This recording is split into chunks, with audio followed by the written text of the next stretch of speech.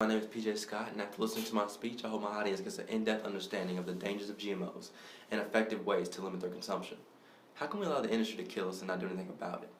As the son of a strict nutritionist, my mother gives me first-hand knowledge on what should be consumed by the human body.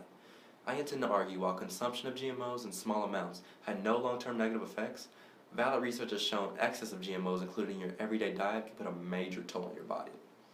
Let's start off with getting an understanding of GMOs. Genetically modified food is an efficient but unhealthy way for the U.S. to get money. Genetically modified organisms are living products whose genetic structure has been altered with the help of the lab. It can cause instability in the product, causing health concerns for the many consumers. Studies show the unhealthy effects on rats, revealing tumors and damage to the reproductive organs. Cows have also shown negative effects. The cows eat the GMOs, they get infected, and employees don't do anything about it. The cows are overused and produce too much milk, causing the development of pus and blood.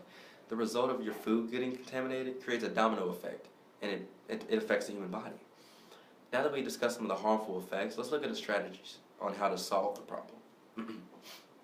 I strongly feel that the best route to take is to avoid GMOs altogether. Ways to avoid genetically modified food are buy USDA certified organic food. Thanks to the government, you can't use any GMOs in the organic food. Don't buy anything non-dairy also, because that usually just means that they're made of genetically modified soybeans.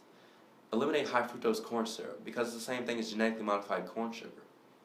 Also, making your own gardening is a beneficial way of avoiding GMOs, allowing you to know exactly where your food comes from. Organic is the best way to go, whether it's shopping at your neighborhood market or growing crops in your backyard. Furthermore, I do realize that today's society we live in makes it remarkably difficult to avoid GMOs altogether.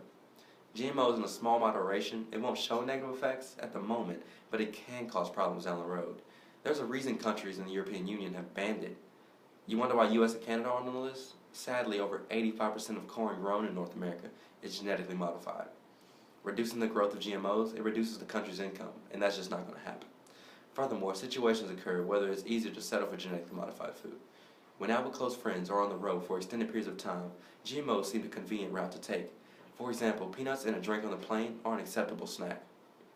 In conclusion, I hope my audience obtained an in-depth understanding of the dangers of GMOs and effective ways to limit their consumption. The consumption of GMOs in small amounts have no long-term negative health effects.